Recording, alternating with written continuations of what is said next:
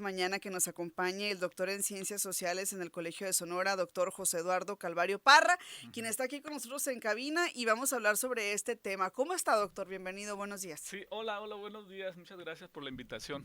No, Eh, gracias por acompañarnos. sí, buenos días a todos también los que nos escuchan en sus Sí, casas, sus trabajos y demás, ¿verdad? En sí, todas las... gracias. Decía por ahí, por ejemplo, quiero leer antes de empezar con el análisis, quiero leer un párrafo que encontré por ahí de una declaración que dio el presidente López Obrador sobre este tema. Y de aquí me gustaría, si le parece, doctor, partir para este análisis que usted trae, ¿no?, sobre el mismo, ¿no? El presidente admitió que los libros de texto gratuitos pueden ser perfectibles, Ujú. pero que están bien hechos, sus contenidos son muy buenos y elaborados con especialistas, dijo, pero advirtió que en el debate de quienes se oponen, les vamos a ganar. Ya esto lo vemos ahorita, pero dijo algo muy importante. Dijo, pueden ser perfectibles, pero están bien hechos. A ver, ¿qué opina usted al respecto? Cuéntenos. Sí, mira, pues en la revisión que hicimos en estos días y que Ajá, amablemente me invitaron, hicimos una revisión el colega Juan Manuel Casas y un servidor respecto justamente a los contenidos, por una parte, y un poco de antecedentes, cómo habían estado el 2019 y el 2011, que también hubo un cambio ahí, ¿no? ujú, Entonces, se han emitido no solamente, pues bueno, las palabras del presidente es a partir de una serie de polémica y una serie de, se han expresado una serie de opiniones que para mi gusto, pues rayan hasta en lo ridículo, ujú. desde mi punto de vista, ¿no? Incluso como que es una clara pues intención ahí de manipulación. Pero digamos, regresándome a los contenidos, me parece, a mí hay contenidos muy novedosos, hay contenidos que, digamos, sí han estado presentes en las anteriores ediciones o en las anteriores publicación de libros de textos, pero no con la profundidad o no con el abordaje. Por Y, ejemplo. por ejemplo, eh, prevención de riesgos. No me voy a ir con los temas espinosos, pero ahorita si quieres también, No, ¿no? sí, Que también es ahorita con nos la, vamos. que es con el tema de la sexualidad y ese que el tema de la reproducción humana. Ajá. Pero, por ejemplo, ese que Prevención de riesgos. ¿De qué riesgos? ¿De qué sí, prevención? eso uno aparentemente uno diría, ay, prevención de riesgo, incluso desde primero, segundo y ya en sexto, ya se ve con mayor sistematización. Pero es como amplio, lo que yo estuve revisando es amplio, digamos, los tópicos a que se refiere. Por ejemplo, prevención de riesgos a desastres naturales, prevención de riesgos respecto a en la casa un accidente, ¿no? En el contexto del cambio climático, por ejemplo, en los desastres que dije hace un momento de los eventos naturales, digamos, pero así, ¿no? Hacían, y como que están, el tema, no es que ese tema, por ejemplo, no haya estado anteriormente, sí, pero la profundización y la regularidad y el eje transversal que le dan, me parece a mí como novedoso, Más amplio, además, también y más más amplio profundo. y sí, y es transversal. Igual pasa con el tema de la sexualidad. Por ejemplo, estaba revisando el 2011, en los libros del 2011, que también hicieron una modificación. Sí hay, por ejemplo, en tercero, en 2011 sí, una revisión, en primero de primaria. Dice, los seres humanos, dice el libro, los seres humanos tenemos rasgos físicos distintos según seamos mujeres y hombres. Y hay imágenes de una niña y un niño desnudos, ¿no? Ujú. Esas diferencias se llaman caracteres sexuales. Y es todo lo que sobre eso. Pero Dice. dice, pero si te recuerdas a ti cuando tuviste en la primaria, o yo, Pues no había. primero, segundo, tercero, cuarto, nada, ¿no? Hasta allá en sexto. Entonces, esto está en todo. Poco a poco va aumentando el nivel de información hasta llegar, por ejemplo, en cuarto, en quinto, sobre el embarazo no deseado, ¿no? El Ujú. embarazo en adolescente, Adolescentes. ¿no? Y las infecciones de transmisión sexual, por ejemplo. Y ahorita que decía sobre la prevención de riesgos, también la prevención de adicciones, Ujú. ¿no? Que también ahí es un elemento importante. Y también yo he escuchado por ahí especialistas decir que las cosas se llaman como son, ¿no? Es decir, ya no hay como que este temor de llamarle a los órganos sexuales tal como son, ¿no? Sus nombres, que es vagina, que es pene, por Sí, ejemplo. creo que se está apostando a una educación sexual temprana. ¿Para qué? Para prevenir los abusos sexuales, para tener un reconocimiento como seres sexuados que somos seres sexuados, no podemos decir que no. Entonces, los niños van descubriendo, las niñas y los niños van descubriendo, y si no se le da una educación integral, familia, principal es la familia. O sea, la escuela es como un complemento, la principal es la familia. Pero digamos, esa parte que le corresponde al agente socializador, como es la familia, perdón, es la escuela, pues creo que es importante ir como, y que no se vayan creando tabúes, no se vayan creando mitos sobre la sexualidad. O sea, les recuerdo a los que nos están escuchando que tengan más de 30, más de 40, cómo fue la primaria. ¿No?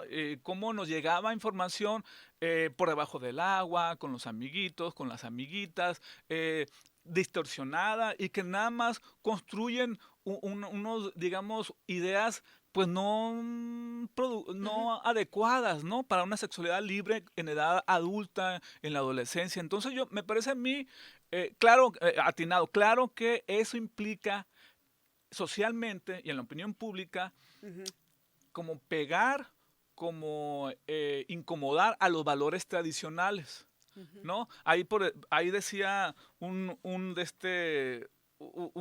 líder de la organización Humanidad MX que eso es nada más eso es exclusivamente de la familia, o exclusivamente el Estado no tiene que intervenir, ¿no? Y claro que el Estado tiene que intervenir porque de ahí se gestan problemas sociales y problemas colectivos. O sea, Y que al Estado le toca también por resolver. supuesto, Pues, ¿no? Y atender, y como problema de salud pública incluso. Claro. Entonces, esa es nada más una de las cosas, pero hay un montón. A ver, ¿qué más? Algo más que le llame la atención porque está muy interesante, ¿no? Sí. Y ahorita yo le comento algo que a mí también quiero preguntarle, ¿no? Sobre contenidos que... Sí, otra cosa también que he escuchado, y con gente, opinólogos a nivel nacional, incluso con especialistas de las ciencias naturales o ciencias duras. Entonces, ellos dicen, estos nuevos formatos, estos nuevos libros, como que son poco científicos o que le tienen poca atención a la ciencia, y hay un desdén a la ciencia, como que se vacía de contenido científico estos libros. Por una parte, ciertamente tiene mayor protagonismo las humanidades, que eso no es pero para nada, digamos, dañino para la formación de las niñas y de los niños, sino al contrario, ¿no? Pero además, ellos dan por sentado, muchos opinólogos, y dicen especialistas, que las ciencias sociales no son ciencias. Entonces regresa este debate eterno, ¿no? Entonces, sí, porque sí. ha sido un debate, pues, ¿no? Sí, desde el siglo XIX, el estatus y siempre pretender hegemónicamente desde un saber monopolista, hegemónico, con poder, de que las ciencias son la física, la química, la biología, y desde ahí, desde el saber técnico, tienen la autoridad disciplinaria, científica, moral, ética, de desdeñar otro tipo de conocimientos. Y que también, aparte de que se incorpora conocimiento de ciencias sociales, sociología, antropología, historia, demografía, etc., además, también incorpora saberes comunitarios. A ver, ¿cómo son estos saberes comunitarios? O sea, hay espacios mayor que en los anteriores libros, porque también desde que yo estaba había que ve a la comunidad y pregunta al sultano de tal sobre ¿no? Ve a tu comunidad y qué opina. Sí, pero es como que haya mayor preponderancia para que los procesos de aprendizaje, enseñanza-aprendizaje, también sean espacios en las comunidades y de las comunidades en la escuela. Por eso hay un libro de proyecto que ahora es por proyecto, a diferencia de antes, no por unidades o por bloques. Estos son proyectos. El proyecto escolar, el proyecto en el aula, el proyecto comunitario, ¿no? Lenguajes. Y se me está escapando por ahí otro. Pero entonces, ahí se trata de que también en las actividades que implica crear diálogos y rescatar también la información de la comunidad. en el mismo proceso de enseñanza-aprendizaje, Ujú. ¿no? Además En estos proyectos se va a resolver un problema, se va a analizar un problema desde los diferentes enfoques disciplinarios, entendemos, ¿no? así es, exactamente eso que dices. Otro como de los aciertos y novedad en los libros de texto, desde que se fueron creando, que hay un enfoque sobre la problematización de las situaciones. Recuérdate tú de todo lo que aprendiste en la primaria, secundaria, en porcentaje, ¿cuántas cosas has aplicado? De- Pues sí, está interesante eso, porque luego decimos, y eso lo decimos incluso cuando egresamos de la carrera, que es muy diferente como nos enseñan en el aula a cómo enfrentamos nuestras habilidades ya en la vida real. Hay una diferencia importante, ¿no? No Ujú. necesariamente es igual. Entonces, este enfoque enciclopedista Ajá. y segmentado también de la realidad social, política, cultural, física, química, ¿no? Se presenta integral, entonces hay que tener un abordaje interdisciplinario. Por supuesto que a los niños no le van a decir, vamos a hacer un abordaje interdisciplinario ¿no? de nuevos saberes. Por supuesto que no, son actividades que se intentan que sean más a nivel de los niños, ¿no? Ujú. Y sobre todo, ¿no? Y sobre todo, por supuesto, claro que sí hay, pues, se pueden encontrar errores, se pueden encontrar zonas que se pueden mejorar. Claro, claro. Algo bien importante que no se nos debe de pasar es el tema de cómo se van a abordar estos libros en el aula, ¿no? Al Ujú. final de cuentas, quienes van a utilizarlos, pues son también, aparte de los estudiantes, maestros y maestras. Ahí, ¿qué opinión nos podría Sí, dar sí, sobre esto? sí, sí. Antes de ir a corte, comentabas que pues, se habían señalado algunos errores, ¿no?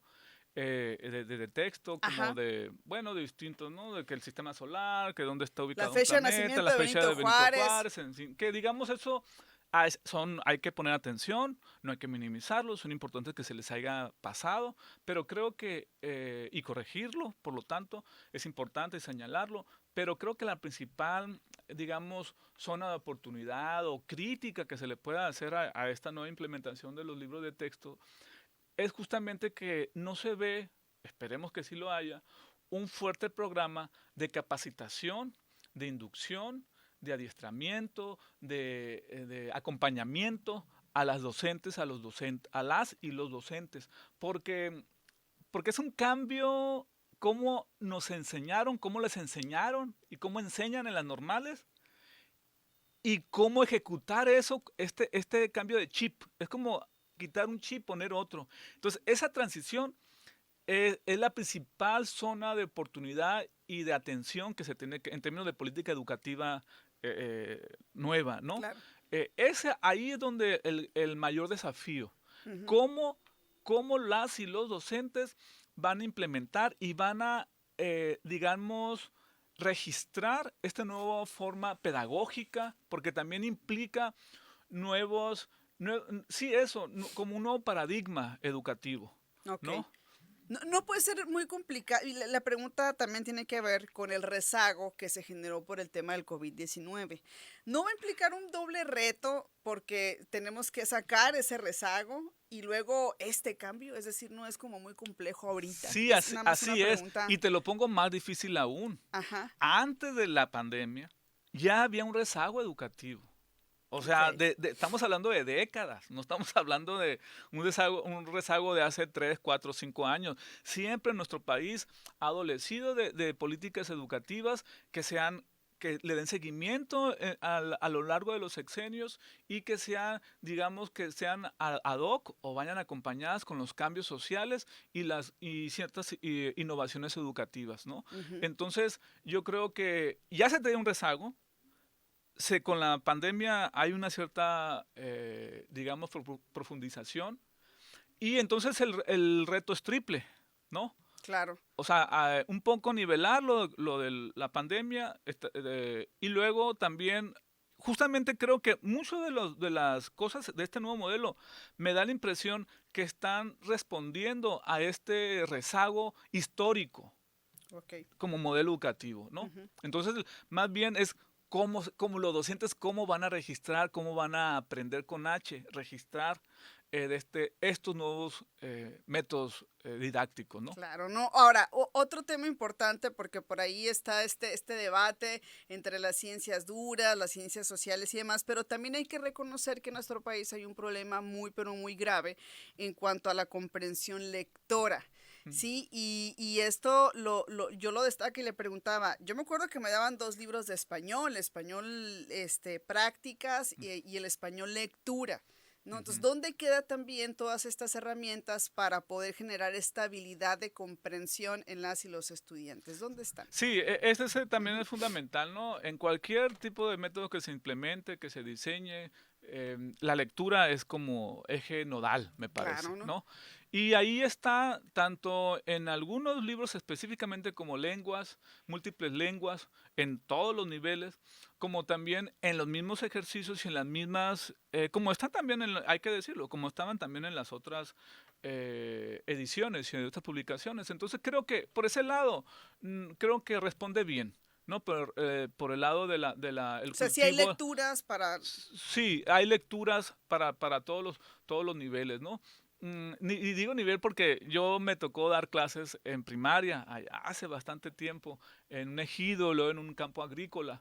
Entonces la diversidad también con la que el docente encara a los niños y a los niños, la diversidad que ellos le imprimen de distintos colores, de distintos sabores, ¿no? Que también ahí la parte de la zona de los, digamos, con esta diversidad y justamente la multiculturalidad y la interculturalidad es un foco que ponen aparte de la equidad de género, ¿no? Ah, Que eso también es importante. ¿Cómo lo vemos ahí plasmado en los libros, en estos libros? ¿Cómo sí, se ve? así como con la sexualidad que se empieza a mencionar y se empieza a decir, como decías tú hace un momento, al pan pan y al vino vino, también con el asunto incluso del acoso escolar, también ya estaba, ¿eh? No es que sea ahorita la primera vez que se retoma, no, pero más transversal.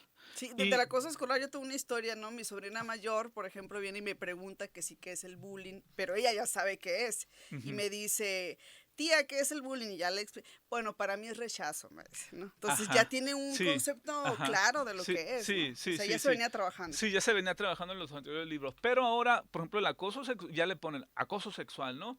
Porque No, también hay hombre. un apartado para comunicarlo con la familia, ¿no? A lo largo de todos los libros hay un apartado para que sea en familia. O sea, ¿cómo abordarlo ellos con sus papás, con Sí, sus... Ok. sí, y los papás que pueden decir también sobre este término a mí no me gusta tanto en términos académicos, pero en términos de opinión pública está bien porque se coloca el rol de género, ¿no? El tema de rol de género sobre, hay una niña que dice que le gusta el color azul y hay un niño que le gusta el color rosa, ¿no? Y que está bien, ¿no? Y cosas así se va desde muy chiquito, se van como, y esta palabra que en las ciencias sociales es muy común, pero que en los últimos años con este discurso de la equidad de género, este discurso del género, incluso el término también género viene de las ciencias sociales, este término de construcción o de De naturalización, construcción. desnaturalización, esos son términos también que se introducen no para los niños, porque pues, ¿de qué es de construcción? Para los niños sí, en términos de la práctica, ¿no? Y en términos de actividades, Pero es pero para los papás y las mamás. el término en sí de construcción y de naturalizar las relaciones desiguales y construir relaciones más equitativas entre hombres y mujeres. Incluso no es cierto que decía un opinólogo o un líder casi religioso que decían niñes. No es cierto, no No vienen aparecen niñes. niñes, viene niños, niñas, ¿no? O se puede Todas, hablar de todos, niñez, pues, pero o no dicen niñez, niñes. pero, ajá. Pero creo que sí, este asunto de la equidad de género es también transversal, de la inclusión, del enfoque intercultural, justamente ante la diversidad de niños y niñas, también se da un cierto énfasis, creo. Ok, está muy interesante. Ya se nos fue casi media hora hablando del tema, pero podríamos seguir aquí, doctor. ¿Con qué Ujú. podría usted concluir o qué le podría dejar de toda esta charla y de todo lo que usted ha tenido la posibilidad de analizar en torno a este tema? Sí, bueno, en primer lugar, es bueno que se debata y es bueno que se discutan libros, más allá de que algún actor político llame a quemarlos o llame sino los temas sustantivos es un buen pretexto para discutir ese tema de inclusión, de equidad de género, de violencia, adicciones, embarazo en adolescente, todo lo que deriva en la que se gesta en la discusión pública, y en primer lugar. En segundo lugar, pues yo, para mi gusto, me parece adecuado este giro que se está dando. Vamos a ver en los próximos años qué resultados da. eh, pero eso, hay que no dejarse llevar, hay que revisarlos ante una opinión o que vamos a ser comunistas. O sea, es absolutamente ridículo que alguien en el siglo XXI diga que con unos libros se encamina a la dictadura comunista y esas cosas que ni saben qué es comunismo. Mucha gente que lo cree. Bueno, la gente que manipula y que puso eso sí sabe, ¿no? Y lo puso ahí con una intención de manipulación. O de asustar también. Y que tiene que ver eso, o sea, eso, Generar miedo. exactamente, ¿no? Y que es como, Cuba, Corea del Venezuela. Norte, Venezuela, ¿no? Y nada más hasta ahí se queda. Entonces también esto que sea una invitación para que las padres, las madres de familia puedan revisar y informarse. Muy bien, pues muchísimas gracias al doctor José Eduardo Calvario Parra, doctor en Ciencias Sociales, por habernos acompañado esta mañana y por habernos brindado este análisis y esta visión en relación a los libros de texto que se van a repartir y que se van a difundir próximamente. Muchas gracias, doctor. Gracias.